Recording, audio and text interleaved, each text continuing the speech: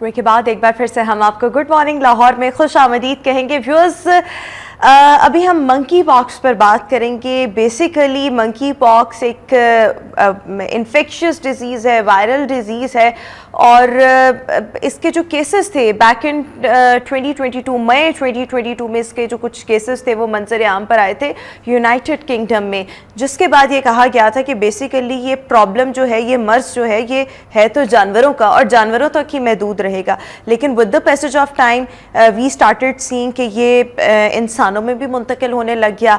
अब ये कहा जाता है कि मंकी पॉक्स जो हैं वो जानवरों से इंसानों में मुंतकिल हो सकते हैं और इंसानों से इंसानों में भी मुंतकिल हो सकते हैं। Recently we have seen and we have discovered कि 2 केसेस जो हैं वो मंकी पॉक्स के पाकिस्तान में रिपोर्ट हुए हैं, और उसका कुछ बैकग्राउंड इस तरह से है कि सऊदी अरब में एक इलीगल पाकिस्तानी रह रहे थे, उनको जब डिपोर्ट किया गया, जब उनको पाकिस्तान यहाँ पर लाया गया, सो उनमें मंकी पॉक्स की तशखीस हुई। उनके साथ जो ट्रेवल कर रहे थे साहब, उनमें भी मंकी पॉक्स की तशखीस हुई। दोनों की हालत जो है वो खतरे से बाहर है, लेकिन दोनों को आइसोलेशन में रखा गया है, क्वारंटीन कर दिया गया है। But this is something very alarming, और यही वो मौका है कि हम सबको भी संभलना चाहिए। बट हमसे पहले हमारे इदारों को और उससे भी पहले हुकूमत को अब संभल जाना चाहिए, ताकि हम अभी से ही प्रिवेंशन पर काम शुरू कर दें। So what actually is this disease, और इससे प्रिवेंशन किस तरह से मुमकिन है, किस तरह से ये ट्रांसमिट होता है from a person to another person और from animals to some person, इस पर अभी हम बात करेंगे। हमारे साथ professor doctor Shahid Malik, public health expert, इस वक्त हमारे साथ इस शो का हिस्सा है। प्रोफेसर साहब, thank you so much and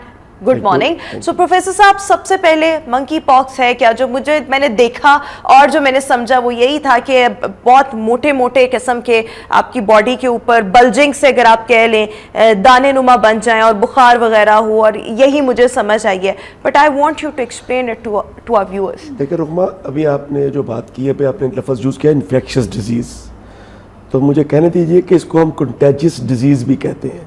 अच्छा, ये कंटेजियस, फैलती है आगे। और दूसरी बात, इसको जूनोटिक डिजीज कहते हैं। सही, कि जूनोटिक जानवरों के अंदर इसका ट्रांसमिशन फेज पहली होती है।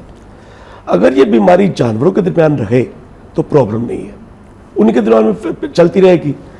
मगर होता यह है कि सेकंड स्टेज के ऊपर इसके केयर गिवर्स, हैंडलर्स और इन कॉन्टैक्ट बंदे जो इन जानवरों के साथ आते हैं, they are engaged in the disease, उनको बीमारी हो जाती है। अब जब ये स्टेज आ जाती है, उसके बाद मैन टू मैन ह्यूमंस में स्प्रेड होना शुरू हो जाता है। यही वो स्प्रेड आपने बता रहे थे, सऊदीया वाला एक इन्फेक्टेड बंदा आया। इसके लिए हमारा जो पैंडेमिक को चेक करने का तरीका ये है कि डिजीज की 3 पोजीशन होती हैं। एक है कि एंडेमिक, बीमारी चलती रहती है। दूसरी है एपिडेमिक, अनयूजुअल अकरेंस। एक है पैंडेमिक, जब बॉर्डर्स पूरी दुनिया में फैल जाना। इसी तरह कोरोना फैला था, आपको याद होगा, कुंभ मेला इंडिया में हुआ, ल्यूनर मूवमेंट हुई चाइना में एक अंदर, और इसी के अंदर कुछ लोग बैरियर टूट गया। It was epidemic, but later it turned out to be a pandemic. It's an outbreak, अगर हम इसकी अभी बात करें। और अभी जो आप बात कर रहे हैं मंकी पॉक्स की, ये बंदरों की बीमारी है। और ये सेंट्रल अफ्रीका और वेस्ट अफ्रीका की बीमारी है। बेसिकली फर्स्ट टाइम जो डिटेक्ट हुए थे ये केस, ये 1970s की बात है, 70s। अदरवाइज अच्छा, रीसेंट अकरेंस जो हुई थी वो मई में हुई थी यूके में, बट उससे पहले भी अकरेंस हो चुकी हुई है। उससे पहले ये चीज, ये इसको WHO इरेडिकेट कर चुका है। आपको याद होगा कि एक होती थी स्मॉल पॉक्स, वो तो बहुत ज्यादा कंटेजियस भी होते थे, खतरनाक, जिसको दुनिया ने इरेडिकेट कर दिया, जिसके माता के दाग पड़ जाते थे ऊपर, बहुत माता, इसको माता हुई है, जो दाग पड़ जाते हैं, जो दाग पड़ते हैं, दैट इज फिगर डिसफिगरमेंट, जो स्कार डिसफिगरमेंट है, वो स्कार बना। लेकिन सॉरी फॉर द इंटरप्शन, लेकिन वो जो स्मॉल पॉक्स की आप बात कर रहे हैं, जो मैं थोड़ी सी अपनी भी रिसर्च की, सो उसमें यही था कि जो वायरस स्मॉल पॉक्स कॉज करता था, वही इसकी भी वजह है। वही फैमिली है, 2, ये फैमिली का नाम है, एक variola, I guess, variola, and it is also, इसे हम ऑर्थोपॉक्स वायरस भी कहते हैं। ये पहले कॉव वायरस भी कहते थे इसको। जो माता थी, जो तो ये एक साइंटिस्ट था, ब्रिटिश डॉक्टर था, एडवर्ड जेनर, उसने तजर्बे किए थे, तो उसकी बेस के ऊपर हमने वैक्सीन निकाली थी। फिर तो वैक्सीन से हमने इसको कवर कर लिया, इरेडिकेट कर लिया। मगर अब मसला यह है कि हम we are not nature friendly people. हम इस वक्त डिफोरेस्टेशन, इतना माहौल खराब हो चुका है कि अब बीमारियां जो ये 3000 साल पुरानी बीमारी है, ये और दोबारा से उसकी occurrence हो गई है। उनकी साइलेंट डिजीज का अच्छा, emergence वैसे देखें, अभी हम इंसानों पर तो बाद में आएंगे, लेकिन आपने कहा बंदरों की बीमारी है, बंदरों में, और ये अफ्रीका के जो मंकीज थे वहां से ये आना शुरू हुई। मंकीज के अंदर ये किस तरह से अकर होती है, उनके अंदर किस तरह से जनरेट होती है? मैंने बताया कि हजारों किस्म के वायरसेस इस एनवायरनमेंट में, उनका अपना अपना हैबिटेट है, उनका अपना अपना इंक्यूबेशन साइकिल है।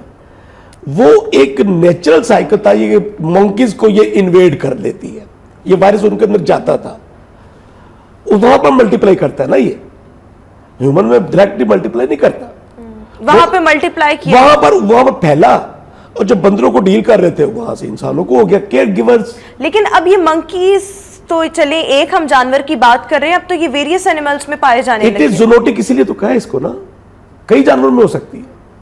लेकिन देखें, ये जो स्प्रेड हो रही है, शुरू में ये कहा जाता था कि ये सिर्फ जानवरों में ही रहेगी। पिछले साल हमने देखा पाकिस्तान में जानवरों में कुछ ये भी नहीं कह सकता कोई। लेकिन अब तो ये जानवरों से इंसानों में और इंसानों से इंसानों में कोई भी। साइंटिस्ट क्लेम कर ही नहीं सकता कि ये बंदरों तक लिमिटेड रहेगी।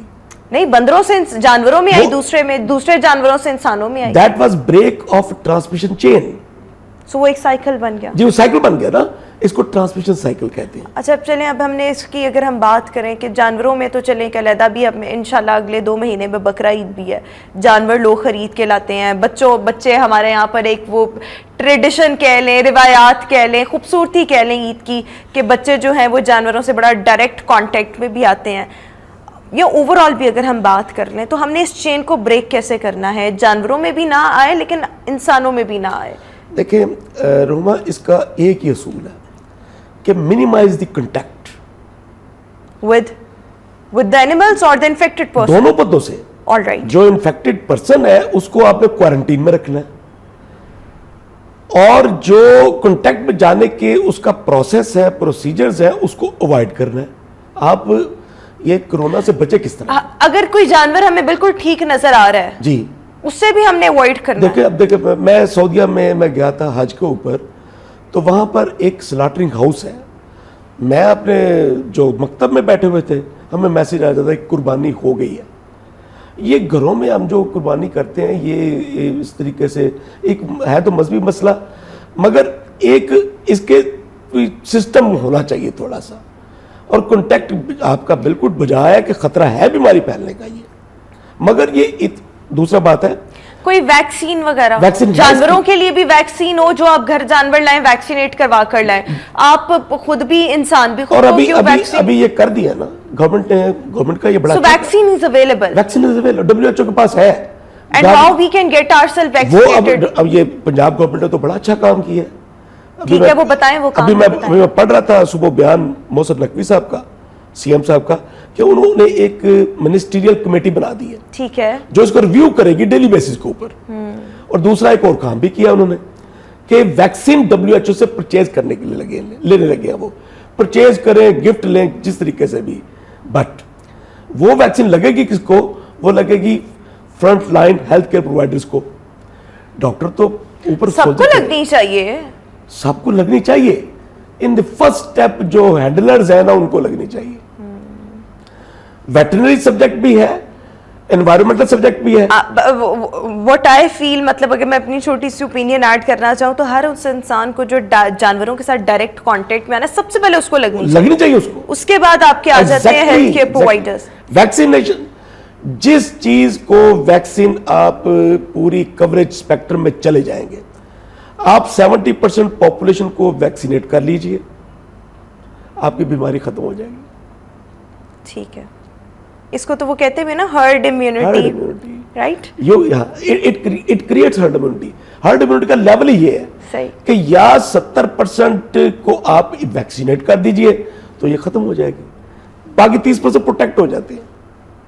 देखिए कैसे कैसे मसले आ गए। अभी हम कोविड और डेंगू और मलेरिया वाले चक्रों से निकले नहीं, कोविड भी अपनी शक्लें बदल रहा है, तो अब एक और सिस्टम फिर वही है। बट यू कॉल के situation is alarming right now? नहीं, कोई ऐसा अलार्मिंग वाला मसला दो नहीं। जो आए हैं, दो नहीं है, दो तो आइडेंटिफाई हो गया, डायग्नोसिस हो गया, सिम्टोमेटोलॉजी उनके अंदर There clear can हो be गया। other people also. 20 सस्पेक्ट जो सैंपल्स हैं थे इस वक्त NIH में पड़े हुए हैं।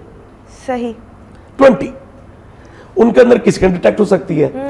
बात यह है कि एक होता है जी के जिसको हम कहते हैं, मैं अपने पब्लिक हेल्थ लैंग्वेज के अंदर ड्यूज, ये वो शबनम नहीं है, DEWS, ये है डिजीज अर्ली वार्निंग सिस्टम। ये इसी का बरकत है ना कि हमें वार्निंग सिस्टम ने अलर्ट कर दिया हुआ है। मसला रूमा एक और बड़ा मसला है कि हमारे पाकिस्तान के अंदर जो हेल्थ डिलीवरी सिस्टम है ना, वो तरजीह नहीं है किसी की, प्रायोरिटी होती है ना। हमारा फ्रेजाइल सिस्टम है, एक बीमारी, गरीब लोग हैं हम लोग, एक बीमारी जान नहीं छोड़ती, दूसरी आ जाती है। लोगों को भी रवैये चेंज करने पड़ेंगे, लोगों को अपना एनवायरमेंटल फ्रेंडली होना पड़ेगा।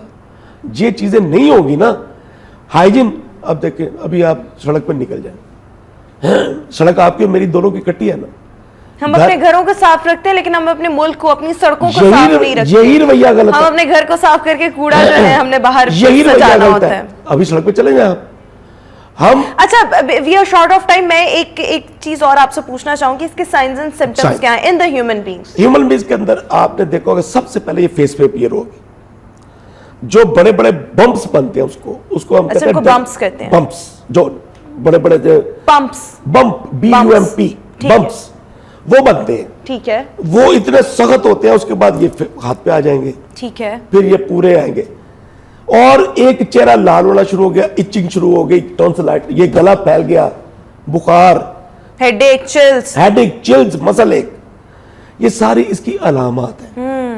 और ये एक हफ्ते जब वायरस आपके अंदर चला गया तो एक हफ्ते के अंदर ये सिम्टम्स आपके अंदर आनी शुरू हो जाएंगी।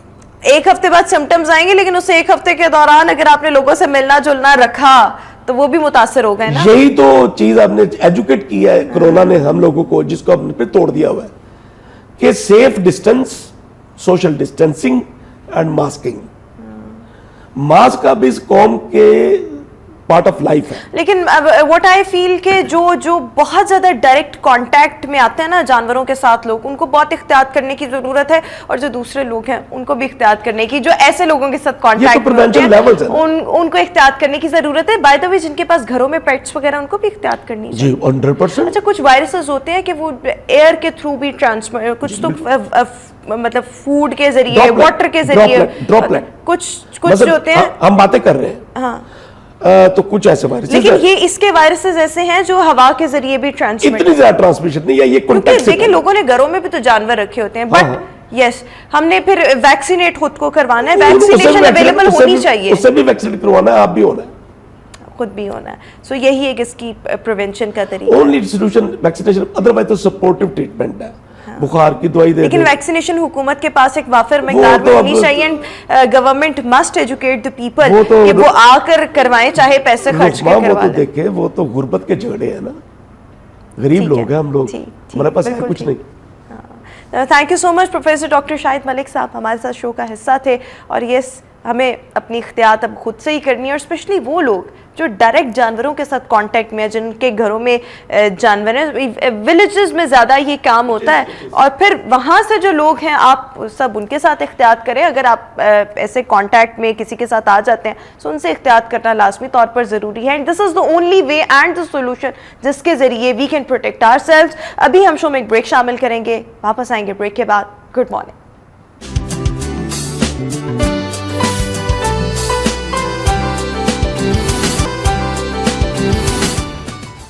ब्रेक के बाद एक बार फिर से हम आपको गुड मॉर्निंग लाहौर में खुशामदीद कहेंगे। व्यूअर्स, अगर हम देखें तो हमारे मुल्क में बहुत अरसे से, लंबे अरसे से पॉलिटिकल इंस्टेबिलिटी चल रही है, इकनॉमिक इंस्टेबिलिटी भी साथ है, डॉलर की ऊंची उड़ान, और इसके साथ साथ जब हम इंपोर्ट्स की बात करते हैं तो बहुत सी इंपोर्ट्स की हौसला शिकनी और इंपोर्ट्स का ना होना, इसके असरात अब सामने आना शुरू हो चुके हैं। कॉन्सिक्वेंसेस में बहुत से प्रॉब्लम्स जो हैं वो हम देख सकते हैं। एक और अगर हम इशू की बात करें करें सो बेसिकली जो मोबाइल फ़ोन्स की दरामद में कमी देखी गई है ये डायरेक्टली कंज्यूमर्स को बहुत ज़्यादा मुतासर कर रही है। इसके साथ साथ जो शॉपकीपर्स हैं या जो इस बिज़नेस के साथ या इस ट्रेड के साथ बराह रास्त वाबस्ता है उनको भी बहुत ज़्यादा मुतासर कर रही है।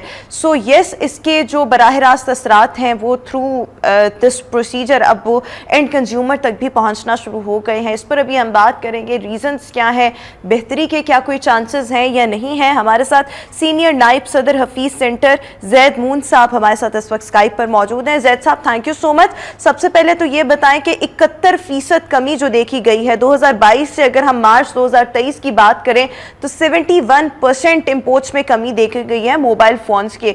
सो इसके जो मेन रीजंस अगर आपसे मैं पूछना चाहूँ कि क्या वजूहात हैं, so how would you explain it? जी अस्सलाम वालेकुम जी।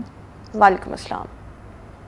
जी पहले तो मैं लाहौर रंग को बहुत मुबारकबाद दूंगा कि उन्होंने बहुत एक अहम इशू पे जो है फिर से जो है गवर्नमेंट की तवज्जो दिलाने की कोशिश की है।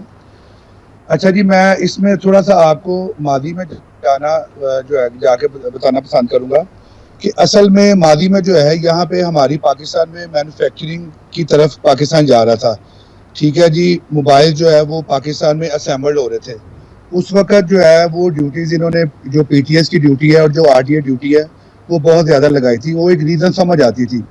लेकिन अब 2022 से 2023 तक पाकिस्तान में मैन्युफैक्चरिंग भी नहीं हो रही और ना ही असेंबलिंग हो रही है।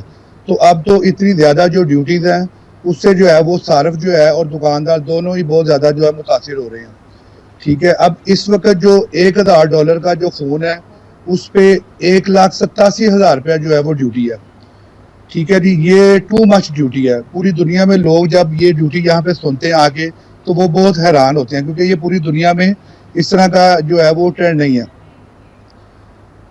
हेलो, बिल्कुल जी बिल्कुल। अच्छा, इसके साथ साथ आपने ये तमाम चीज़ें तो बता दी, लेकिन इससे जो मतलब क्योंकि आप हफीज सेंटर के सीनियर नाइब सदर हैं, ये बताएं कि वहाँ पर जो दुकानदार इस वक्त बैठे हुए हैं या जो वो लोग जो इस बिज़नेस से बराह रास्त वाबस्ता है, ट्रेड करते हैं, उनके क्या क्या प्रॉब्लम्स हैं, चैलेंजेस इस वक्त उनको क्या फेस करने पड़ रहे हैं?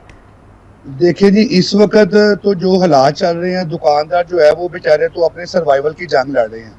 ठीक है जी, कस्टमर है उसके पास कुव्वत खरीद नहीं है, क्योंकि मोबाइल जो है वो इतने महंगे हो चुके हैं कि उनकी कुव्वत खरीद से बाहर हो चुके हैं। सही। ठीक है, गवर्नमेंट ने ये अभी रिसेंटली जो है वो आरडी की प्राइस में जो है वो ऐलान किया, लेकिन उस पर अभी इम्प्लीमेंट नहीं हो सका। ठीक है, तो गवर्नमेंट से खुदारा आपके तवज्जो से हमारी गुजारिश है कि इस पे जो है वो फौरी तौर पे जो है ना नई ड्यूटी जो है वो कम करके इसको जो है वो करें, ताकि जो है उसमें सार्फ को भी फ़ायदा हो, दुकानदार को भी फ़ायदा हो। असल में पाकिस्तान जो है ना वो हमेशा से ही एक सेकंड हैंड मोबाइलों की बहुत बड़ी मार्केट रही है। ठीक है, लेकिन कभी भी जो है ना गवर्नमेंट ने सेकंड हैंड फोन की तरफ जो है वो तवज्जो नहीं दी, जिसकी वजह से जो ताजर बेचारे हैं उनको इनलीगल इंपोर्ट पे जो है ना वो थोड़ा सा ध्यान करना पड़ता है। अगर गवर्नमेंट जो है अपनी लीगल इंपोर्ट में थोड़ी सी आसानियाँ पैदा करे ताजरों के लिए, ताकि जो है वो लीगल इंपोर्ट हो, उसमें गवर्नमेंट के रेवेन्यू में भी इजाफा होगा और उससे आम सार्फ को भी जो है वो काफ़ी रिलीफ मिलेगा। अच्छा, जिन आसानियों की अभी आप बात कर रहे हैं कि हुकूमत को चाहिए कि जो लीगल इंपोर्ट है उसमें आसानियां पैदा करें, वो आसानियां आप जिस तरह अभी यूज जो फ़ोन है वो बाइट से आ रहे हैं सारे इनलीगल आते हैं, उसमें गवर्नमेंट को जो है वो कोई रिलीफ नहीं मिलता ना, गवर्नमेंट के खजाने में तो कोई पैसा नहीं जा रहा। वो यहाँ पे आते हैं, उसकी पीटीए ड्यूटी इतनी ज़्यादा होती है कि वो जो सार्फ है वो बगैर पीटीए के उसको इस्तेमाल करता रहता है। बिल्कुल उससे गवर्नमेंट को भी नुकसान हो रहा है और आम सार्फ को भी नुकसान हो रहा है। वही चीज़ अगर गवर्नमेंट जो है मुनासिब ड्यूटी रख के उसको इम्पोर्ट पे मुनासिब ड्यूटी लगाए, वही फ़ोन जो है वो लीगल इम्पोर्ट होके आए और यहाँ पे उसकी मुनासिब जो है वो पीटीए ड्यूटी हो, जो सार्फ है वो भी वो पीटीए ड्यूटी पे करे, उससे गवर्नमेंट के भी खजाने में खातिर खा इजाफा होगा और उससे जो है आम सार्फ है उसको भी बहुत ज्यादा फायदा होगा। जो यानी कि जो एंड कंज्यूमर है उसके लिए भी चैलेंज है ना कि अगर उसने फ़ोन ख़रीदना है, और ये हम सब का मसला है भी, डेफिनेटली हम सब इससे गुजर रहे हैं, फेस कर रहे हैं कि जो एंड कंज्यूमर है वो फ़ोन या तो ख़रीद नहीं रहा, ख़रीदारी कम हो रही है, जो ख़रीद रहे हैं वो पीछे अप्रूव उस सर्कल में नहीं जा रहे। सो यस, इसमें हुकूमत को कुछ ना कुछ तो डेफिनेटली करने की ज़रूरत है, क्योंकि इम्पोर्ट्स जो हैं अगर आप डायरेक्टली इजाज़त नहीं देंगे तो जिस तरह से आप मेंशन कर रहे हैं कि इल्लीगल तरीके से इम्पोर्ट्स जो हैं वो बहरहाल हो तो रही है। इस हवाले से अगर आपसे मैं ये भी जानना चाहूँ कि आपने तो बता दिया कि जो आसानियां हैं वो पैदा की जाएं, लेकिन आपने बराह रास्त कोई कम्युनिकेट किया है हुकूमती ओहदेदारान से? आपकी जो यहाँ पर हफीज सेंटर में जो ताजर बरादरी बैठी हुई है, आप खुद हैं या और इस तरह से जो लोग इस शोबे से वाबस्ता है? जी, हम जो है वो अपने हमारे पे जहाँ पे जो लाहौर में चैम्बर ऑफ कॉमर्स है उसके थ्रू जो है हम गवर्नमेंट के इदारों से जो है वो गाहे बगाहे जो है वो बातचीत करते रहते हैं। लेकिन असल में आजकल आपको पता है कि गवर्नमेंट की जो स्टेबिलिटी है वो खुद ही जो है सारी डिस्टर्ब है, जिसकी वजह से ये सारे हालात जो है वो डिस्टर्ब हुए हुए हैं। ठीक है, ये जितनी देर मेरा ख्याल है स्टेबिलिटी नहीं होगी उतनी देर जो है ये सारे मामला जो है डिस्टर्ब रहेंगे। असल में यहाँ पे जो है ना मैन्युफैक्चरिंग जब तक हो रही थी ना, ये असेंबलिंग हो रही थी, मैंने आपको थोड़ी देर पहले भी बताया, तब तक तो ये जो इनकी पीटीएस की जो चार्जेस है ना ज़्यादा करने की समझ आती थी कि इन्होंने पीटीए के चार्जेस इसलिए ज़्यादा रखे थे कि जो लग्जरी फ़ोन है वो बाहर से आएगा, जो उसको पे करना चाहे वो उसको कर दे, ताकि हमारी जो लोकल मैन्युफैक्चरिंग है उसको हम प्रमोट कर सके। लेकिन अब तो इस वक्त जो है बिल्कुल लोकल सारा सिस्टम जो है वो सारा क्रैश हो चुका है। यहाँ पे जो असेंबलिंग के यूनिट लगे हुए थे वो सारे जो है वो बंद हो चुके हैं।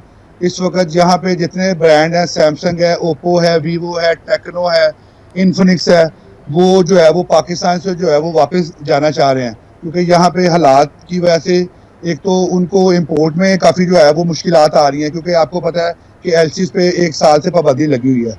तो इसलिए अच्छा, जो एक जो आपने कहा कि हमारे यहाँ पर जो लोकल मैन्युफैक्चरर्स हैं फोन नहीं बना रहे या मैन्युफैक्चरिंग उस अंदाज में नहीं हो रही, सिस्टम क्रैश कर चुका है, इसके क्या रीजंस हैं? यानी कि ऑब्वियसली जब आपने लोकल सतह पर भी मैन्युफैक्चरिंग करनी होती है, इसके लिए आपको खाम माल बाहर से मंगवाने की जरूरत होती है। हाँ, क्या ये वजह है या महंगाई एक वजह है? असल में इन्होंने खाम माल पे भी जो है वो पाबंदी लगा दी। अगर ये खाली खाम माल पे भी जो है वो उसको भी इंपोर्ट करते रहते, जो पूरा मोबाइल है उसको ना इंपोर्ट करते, तो फिर भी जो है वो लोकल मैन्युफैक्चरिंग, लोकल असेंबलिंग चलती रहती। उससे जो होता था वो छोटा फ़ोन जो था ना, जो छोटा सारफ था वो डिस्टर्ब नहीं होना था।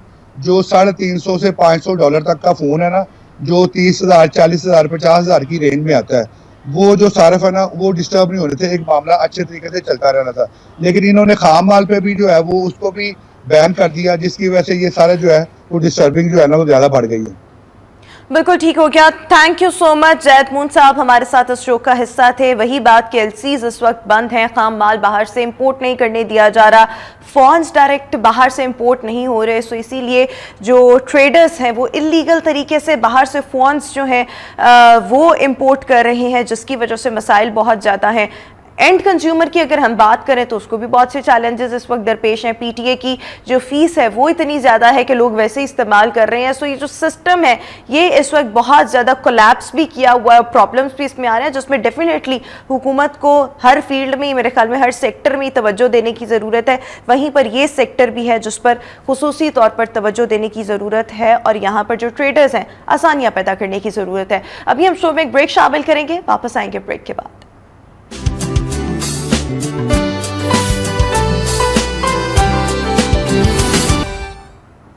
Welcome back after the break. और जनाब अभी हम बात करेंगे बायोमैकेनिक्स पर, कितनी इंपॉर्टेंट है बायोमैकेनिक्स। और जब हम एथलीट्स की बात करते हैं और इसके साथ साथ स्पोर्ट्स बायोमैकेनिक्स की बात करते हैं तो इसमें किया क्या जाता है, और प्लेयर्स की जो एक्टिविटी है, जो उनका काम है, जो उनका स्पोर्ट है, जो उनका गेम है, उसको किस तरह से बेहतर बनाया जा सकता है, ये स्टडी असल में है क्या बेसिकली, इस पर अभी हम बात करेंगे। हमारे साथ राबिया वली, बायोमैकेनिक्स एक्सपर्ट, हमारे साथ शो का हिस्सा है।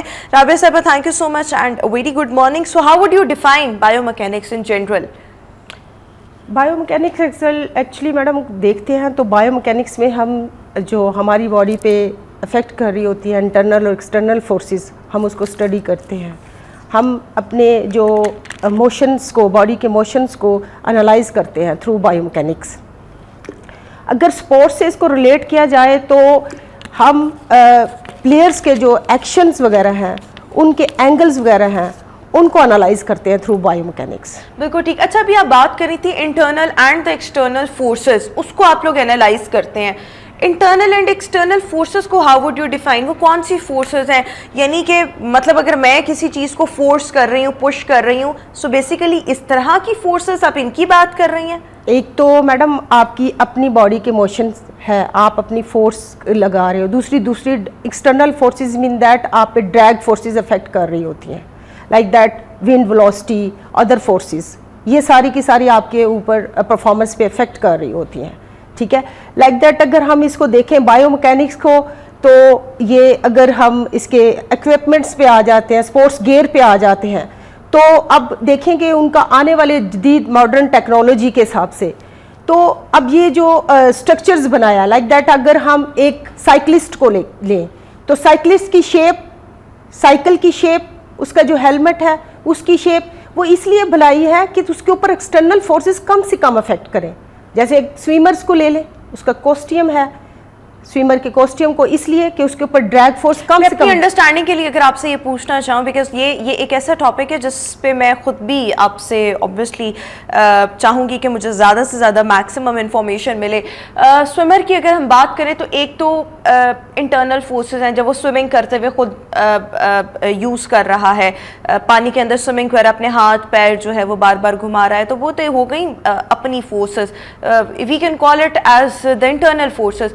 बट एक स्विमर के ऊपर कौन कौन सी एक्सटर्नल फोर्सेस हैं जो उसको इफेक्ट कर रही हैं? मैम, इंटरनल फोर्स जो उसकी जो इंटरनल फोर्सेस उसकी अपनी है, ठीक है। एक्सटर्नल फोर्सेस में आ जाती हैं जिसको काइनेटिक फोर्स बोलते हैं।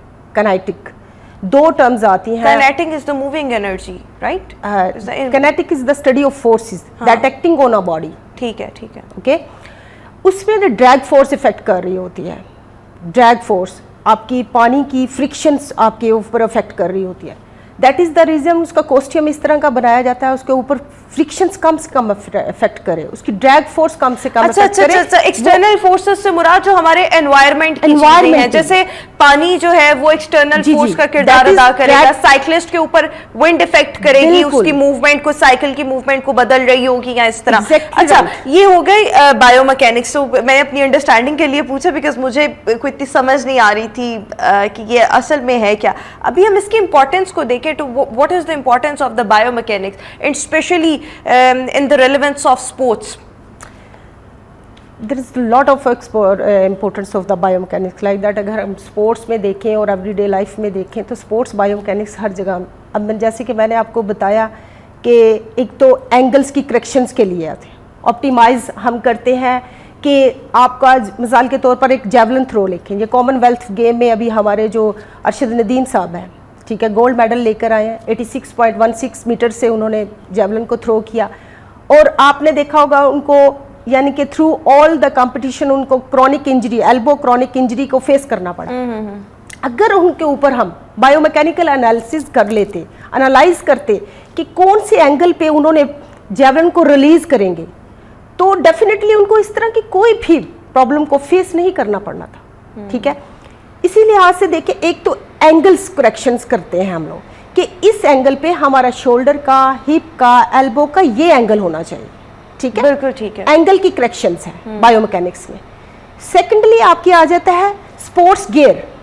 स्पोर्ट्स गियर में भी बहुत इंपॉर्टेंट रोल प्ले किया। सही। स्पोर्ट्स गियर से मुराद ये है कि लेट्स सपोज एक हॉकी का गोलकीपर है जिसको गोली बोलते हैं, उसके आर्म, ठीक है, शिन पैड है, आर्म पैड है, ये आपके जो है चेस्ट पैड है, हेलमेट है, इतना हैवी हुआ करता था कि उसके साथ उसकी मूवमेंट जो सी है बहुत मुश्किल हुआ करते थे।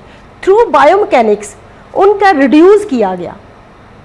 ठीक है, उनका वेट अभी अगर मैं आपसे ये पूछना चाहूँ कि प्लेयर्स की परफॉर्मेंस जो है बेसिकली वही मैटर करती है ना, वो किस तरह से बायोमैकेनिक्स के जरिए इंप्रूव की जा सकती है? देखिए मैम, स्पोर्ट्स के अगर देखा जाए तो दो जो एलिमेंट हैं जिस पे वे बायोमैकेनिक्स वर्क करती है। ठीक है। First, enhance the sports performance. Second, the reduce the chances of injuries. दो पे इफेक्ट करती है।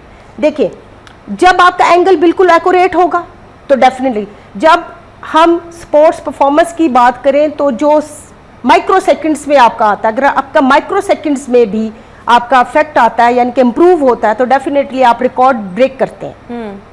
ठीक है, तो परफॉर्मेंस कैसे इनहेंस होगी? थ्रू एंगल की करेक्शंस के थ्रू। और वो हम कैसे कर सकते हैं? वो उसके लिए कि पूरा उसको एनालाइज किया जाता है मैम। जैसे हमारी अब पाकिस्तान में सबसे बड़ी बायोमैकेनिक्स की लैब ब्लम्स वालों के पास है। सही। मेरी अपनी पीएचडी की स्टडी है बायोमैकेनिक्स के ऊपर। मैंने ड्रैग फ्लिक के हॉकी प्लेयर्स पे मेल और फीमेल दोनों पर किया। How do you train them? We can train them like when we analyze the player. After that, we know what is the mistakes. कौन से एंगल पे ये मिसाल के तौर पर अगर आप जैसे मैंने जैवलिन का कहा, इसी तरह हॉकी की फ्लिक लगा रहा है तो हम उसको बताएंगे आपका हिप का एंगल 75 पे है तो आपको इसको 72 पे करेंगे तो मोर एक्यूरेट होगा। तो डेफिनेटली जब एंगल की करेक्शन हो जाएगी, एक्शन की करेक्शन हो जाएगी। इनफैक्ट हमारी बॉडी एक सो बेसिकली जितने भी एथलीट्स होते हैं, जो गेमर्स होते हैं, आप उनके पोजीशंस को, उनके एंगल्स को ठीक करवा रहे होते हैं कि उन्होंने किसी स्पेसिफिक पॉइंट पे खड़े होके कहाँ से उन्होंने अपना निशाना या कुछ भी लेना है, जी। अपने हाथ को, depending upon the game, obviously her game के मुताबिक ये चीज़ें वेरी करेंगी। सो उन चीज़ों के मुताबिक आप उनको गाइड करती हैं और इस तरह से बायोमैकेनिक्स यानी आप उनको फोर्स का बेसिकली सही से इस्तेमाल और इस तरीके से उनकी बिल्कुल परफॉर्मेंस जो है वो बेहतर होती है। देखिए ma'am biomechanics for a better understanding, like if I ask you कि अगर आपके सामने कोई साइकिलिस्ट है और आपने उसकी जो फोर्सेस हैं या उसके पोस्चर्स हैं उनको ठीक करवाना है ताकि उसकी परफॉर्मेंस बेहतर की जा सके, सो वो इंटरनल और एक्सटर्नल फोर्सेस को मद्देनजर रखते हुए how would you train them और गाइड देम? देखिए मैम बायोमैकेनिक्स है ना जोन सा, दो वर्ड्स का मजमुआ है। Bio is mean that biology, natural things come in a bio, and mechanics is mean that mechanics एक मशीन को कहते हैं, लॉ ऑफ मैकेनिक्स को हमने फॉलो करी। ये हमारा पूरा स्ट्रक्चर्स भी एक मैकेनिक्स है, एक मशीन है। इसको अगर हम इसको यूटिलाइज करना आ जाए, इसको बेहतर तरीके से आपको यूज़ करना आ जाए, लेट्स सपोज मैं आपको यहाँ पे रेसिंग कार की एग्जांपल कोट करती हूँ। अब जो मैकेनिकल लॉ को फॉलो करती है एक गाड़ी, ठीक है, मैकेनिकल लॉ को फॉलो करती है गाड़ी, और उसमें क्या होता है कि आपको पता हो कि किस टाइम आपने गियर लगाना है, किस टाइम आपने एक्सीलरेट करनी है, स्पीड हाई करनी है, ठीक है, किस टाइम आपने ब्रेक लगानी है, किस टाइम आपने राइट लेफ्ट टर्न करना है, तो आप रेस को विन कर सकते हैं। इसी तरीके से हमारी बॉडी भी एक मैकेनिक्स है, ठीक है, पूरा स्ट्रक्चर एक मैकेनिक्स है। उसके लॉ ऑफ मैकेनिक्स को जब हम अंडरस्टैंड कर लेंगे, ठीक है, कि किस वक्त कौन सा एंगल इसके लिए यूज ऑब्वियसली एक प्रॉपर आपकी तरह के किसी एक्सपर्ट की जरूरत है, गाइडेंस की जरूरत है, कोई इंसान खुद से नहीं ये नो चीजें मैम, कर सकता। डेफिनेटली जब आप बॉडी को एनालाइज करते हैं सबसे पहले तो डिफरेंट किस्म के मार्कर आपको लगते हैं, सेंसर जोन से होते हैं, वो पूरी And that body is how you पे train the मॉडल्स के athletes, तौर right. पर, हाँ जी, जो प्रोटोकॉल्स होते हैं, लेट्स सपोज हम लोग गेट एनालिसिस कर रहे हैं किसी की चाल का, कि उसकी गेट एनालिसिस, जैसे अभी हमने रिसेंटली एक स्टडी बिल्कुल किया ठीक था, ये जो छोटे बच्चे हैं वो हैवी बैग डाल के उनका गेट एनालिसिस किया लैब में, ठीक है, तो उसके और मेरे ख्याल में ये इस चीज में भी आता है कि अगर छोटे बच्चे इतना भारी बैग कैरी कर रहे हैं तो वो भी उनकी परफॉर्मेंस को भी थ्रू आउट द डे या ड्यूरिंग द स्कूल टाइम उसकी परफॉर्मेंस को मुतासर करेगा। So yes, it's very important, but yes इसके लिए आपका जो तमाम काम है वो under the supervision of an expert तभी हो सकता है। Thank you so much Rabia Wali साहिबा हमारे साथ शो का हिस्सा थी। व्यूअर्स, इसी के साथ ही हमारा आज का शो अपने इख्तिताम को पहुंचा। इंशाल्लाह आपसे मुलाकात होगी कल। मैं बहुत सा ख्याल रखिएगा, मुझे दीजिए इजाजत, अल्लाह हाफिज।